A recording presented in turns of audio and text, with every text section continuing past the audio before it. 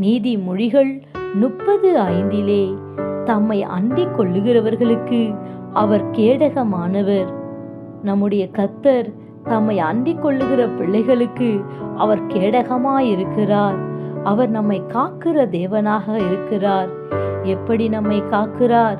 தூங்காமலும் உறங்காமலும் கர்த்தர் நம்மை காக்கிற தேவனாயிருக்கிறார். பறந்து காக்கிற பட்சிகளைப் போல கர்த்தர் நம்மை காக்கிறார்.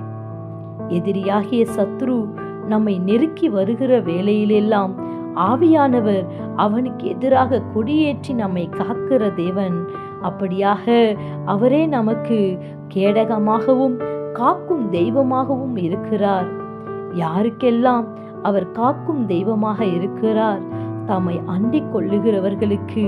அது மாத்திரமல்ல, அவர்களுக்கு அவர் கேடகமாய் இருக்கிறார்.